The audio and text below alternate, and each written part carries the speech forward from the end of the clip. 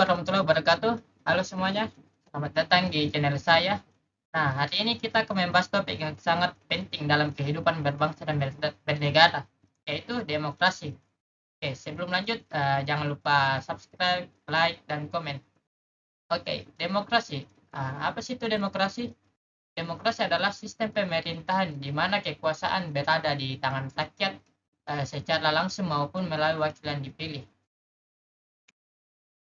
Nah, adapun latar belakangnya, demokrasi di Indonesia telah mengalami perjalanan panjang dari sistem parlementer, terpimpin, orde baru, hingga hingga era reformasi saat ini. Nah, meski kini lebih terbuka, berbagai tantangan seperti korupsi dan rendahnya kesadaran politik masih menjadi hambatan dalam penerapan demokrasi yang sehat. Nah, karena itulah pemahaman mendalam tentang demokrasi sangat penting agar kita bisa ikut serta menjaga kualitas dan keberlanjutan sistem ini. Nah, dalam presentasi ini saya akan mengulas pengertian demokrasi, bentuk-bentuknya, nilai-nilai yang menjadi dasar, serta bagaimana demokrasi berkembang dan diterapkan di Indonesia, termasuk tantangan yang dihadapi.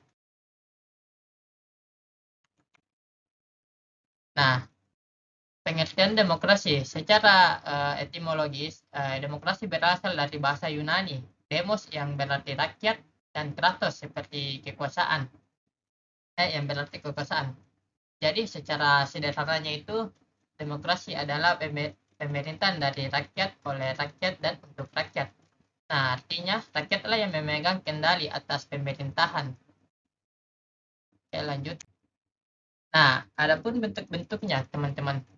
Yang pertama itu demokrasi langsung. Itu bentuk demokrasi ini di mana rakyat secara langsung terlibat dalam prosesnya pengambilan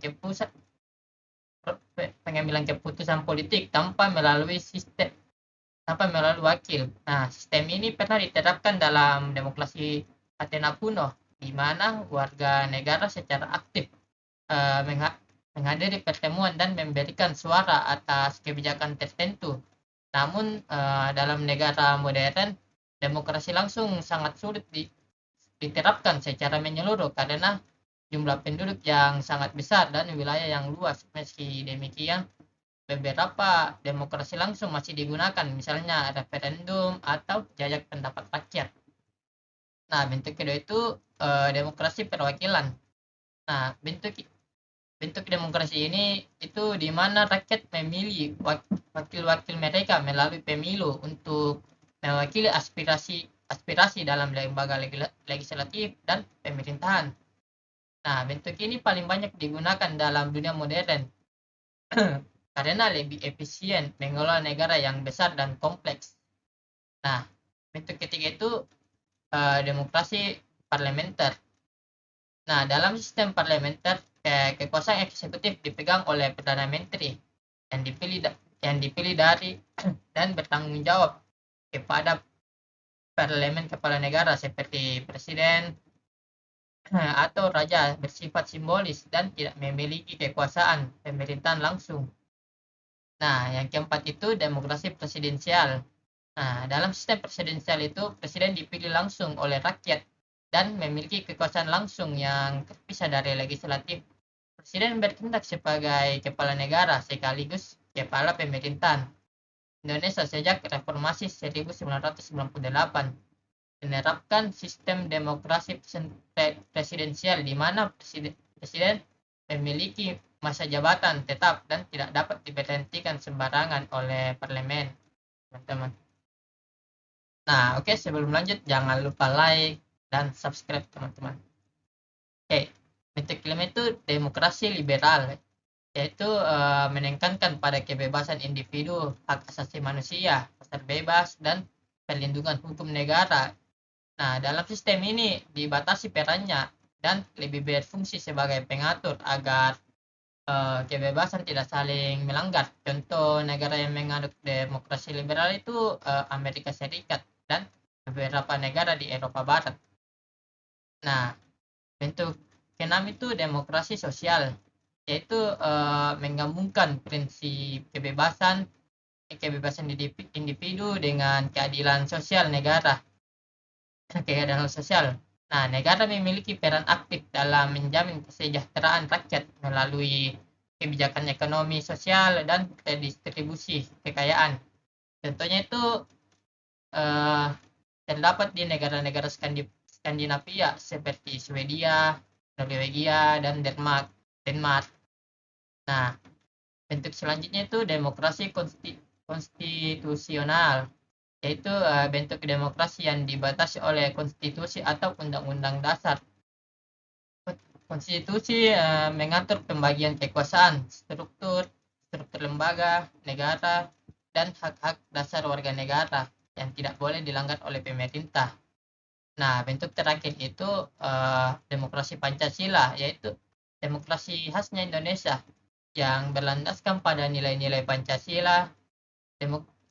Demokrasi ini menjunjung tinggi nilai musyawarah mufakat, keadilan sosial, serta menghormati keberagaman, suku agama, dan budaya Nah, ciri khas demokrasi Pancasila itu pengambilan keputusan melalui mekanisme musyawarah, bukan voting atau suara terbanyak semata. Nah, oke, kita lanjut. Nah, nilai-nilai demokrasi. Nah, nilai-nilai demokrasi itu tidak hanya satu, melainkan banyak, teman-teman. Nah, nilai pertama itu kebebasan.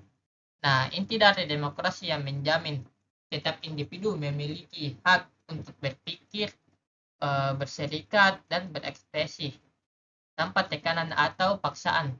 Nah, kebebasan ini mencakup kebebasan politik, kebebasan sipil, dan kebebasan beragama.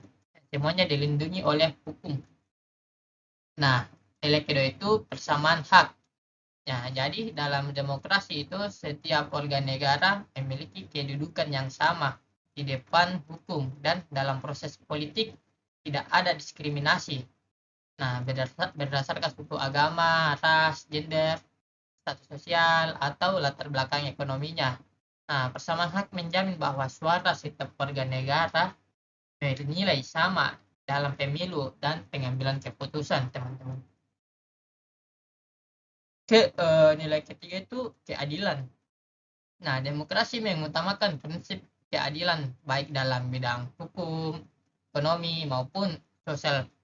Keadilan menjadi dasar agar tidak terjadi kesenjangan sosial serta agar semua pihak mendapatkan hak dan perlakuan yang seimbang. Nah, nilai keempat itu musyawarah untuk mufakat. Nah, nilai ini sangat kental dalam demokrasi Indonesia yang berlandaskan Pancasila.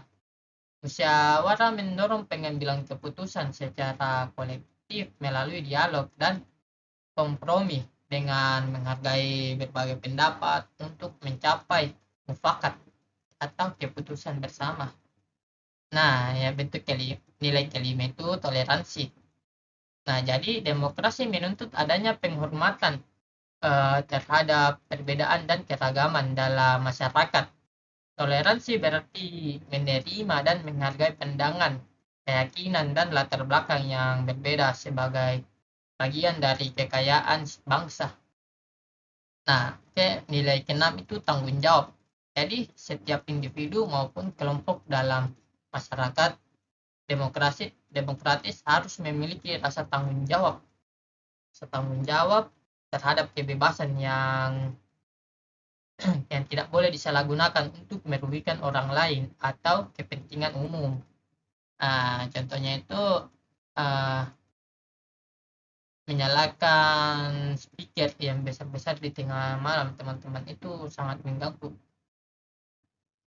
Nah, nilai ketujuh itu supremasi hukum atau rule of law. Nah, demokrasi menegaskan bahwa semua warga negara termasuk pejabat pemerintah tunduk pada hukum. Hukum harus berlaku adil dan ditegakkan tanpa pandang bulu sebagai alat menjaga keteraturan dan keadilan dalam masyarakat.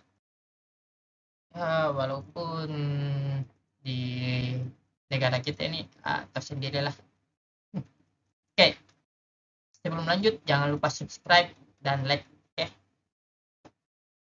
Nah, nilai ke-8 itu keterbukaan atau transparansi. Jadi dalam sistem demokrasi proses pemerintahan harus dilakukan secara terbuka agar dapat diawasi oleh rakyat. Nah, keterbukaan ini memungkinkan masyarakat untuk mengetahui kebijakan, keputusan, dan anggaran negara sehingga mencegah penyalahgunaan kekuasaan. Ya, walaupun sama seperti tadi realitanya.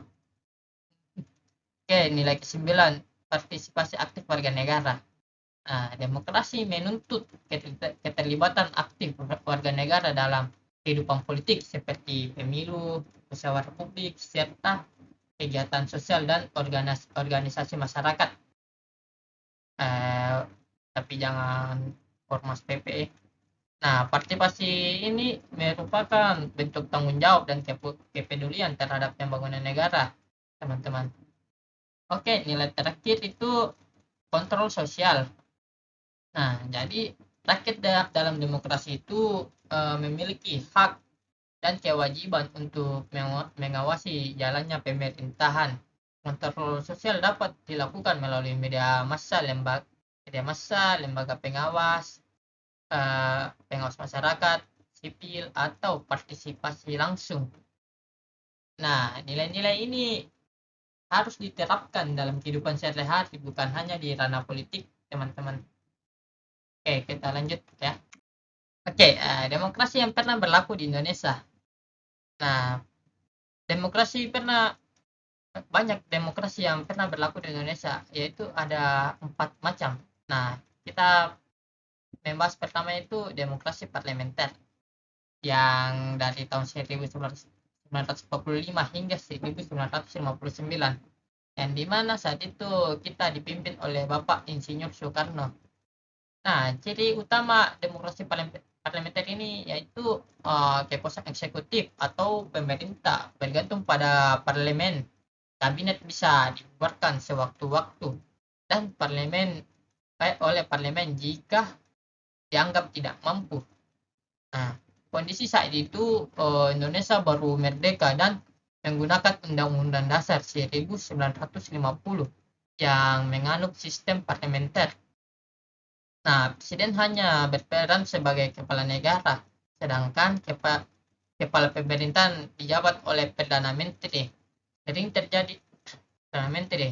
Nah, saat itu sering terjadi pergantian kabinet karena dukungan politik yang tidak stabil. Nah, adapun kelebihannya tentang demokrasi parlementer ini, teman-teman. Yang pertama itu ada kebebasan politik dan partisipasi rakyat yang sangat luas. Nah, jika ada kelebihan, pasti ada kekurangannya dong. Yaitu kekurangannya itu pemerintah tidak stabil karena kabinet mudah dijatuhkan. Bahkan saat itu dalam 9 tahun terjadi 7 kali pergantian kabinet. Wow. Nah, demokrasi kedua yang pernah ada di Indonesia yaitu demokrasi terpimpin yang terjadi pada tahun 1959 hingga 1965. Jadi utamanya itu presiden memegang kekuasaan dominan dan mengambil alih pemerintahan sepenuhnya. Latar belakang yang terjadi saat itu yang membelakangi saat itu yaitu Presiden Soekarno mengeluarkan dekret pada tanggal 5 Juli tahun 1959 untuk kembali ke Undang-Undang Dasar 1945 karena sistem parlementer tidak dianggap tidak cocok dan konstituente gagal membuat Undang-Undang Dasar baru. Nah, jadi kondisi saat itu Soekarno menjadi pemimpin besar revolusi. DPR hasil pemilu itu dibubarkan dan digantikan dengan DPR GR atau Dewan Perwakilan Rakyat Gotong Royong. Nah, peran militer dan Partai Komunis Indonesia atau PKI itu sangat besar. Ciri lainnya itu tidak ada pemilu selama periode ini. Jadi demokrasi hanya bersifat simbolik. Semua kekuasaan terkonsentrasi pada presiden.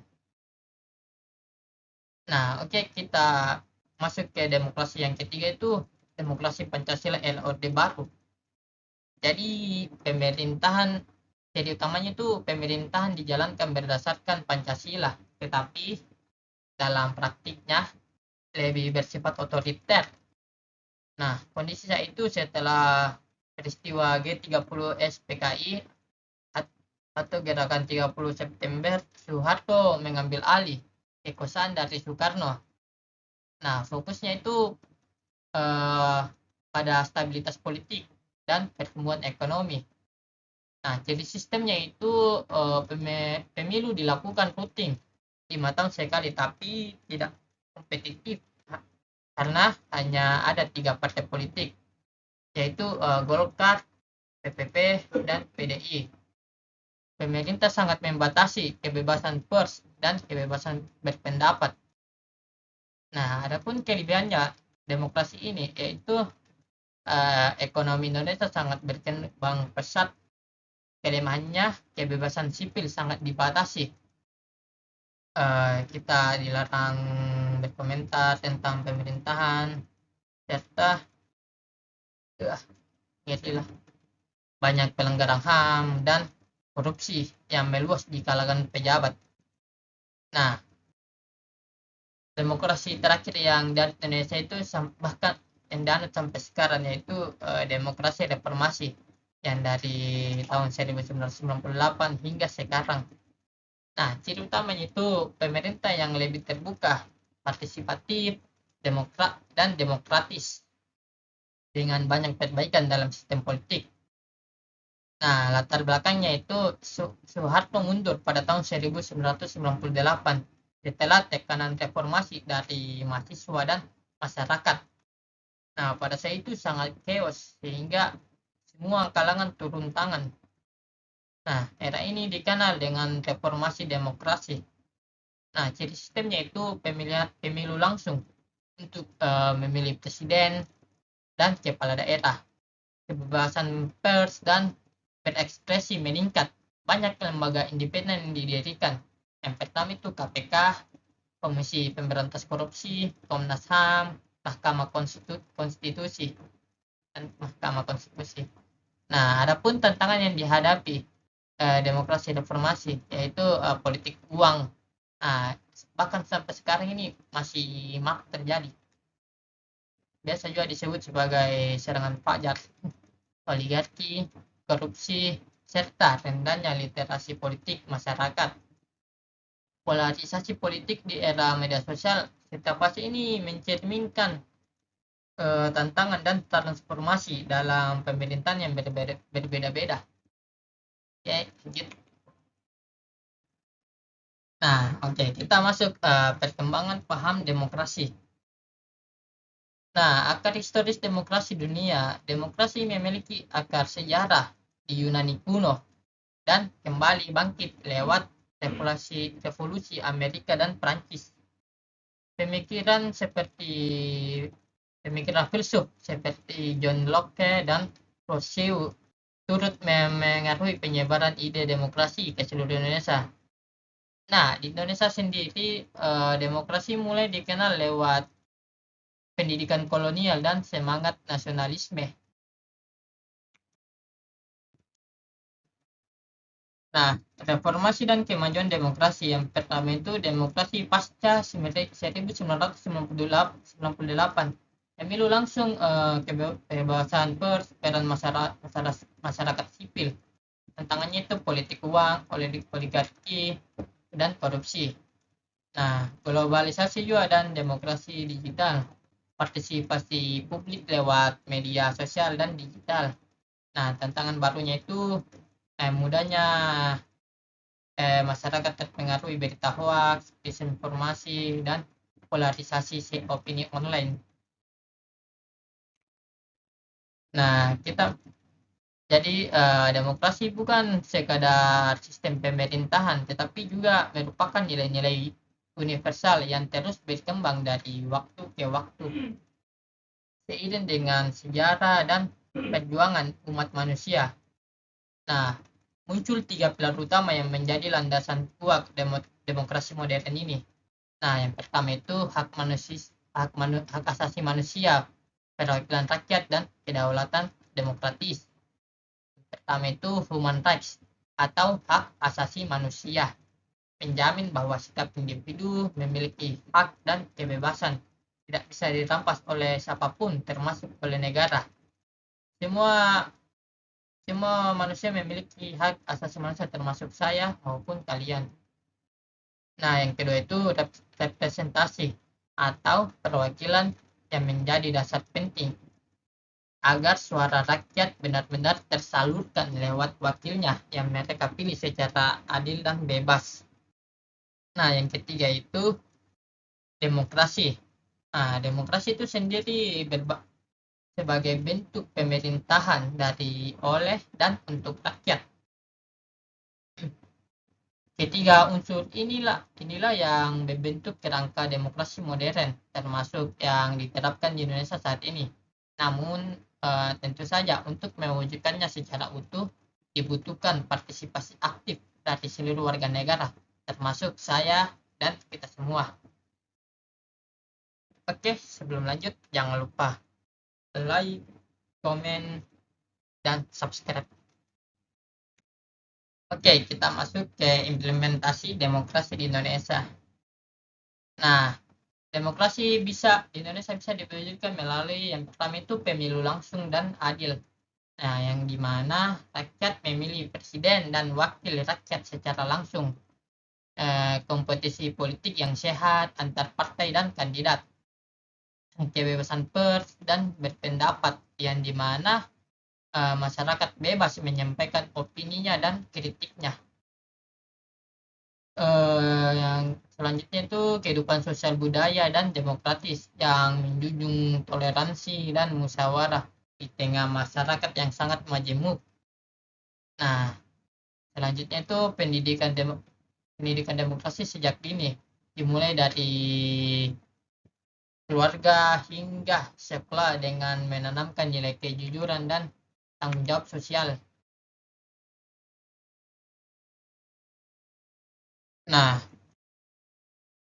penguatan nilai kejujuran, keadilan, dan juga tanggung jawab. Namun, demokrasi itu juga tidak bebas dari tantangan.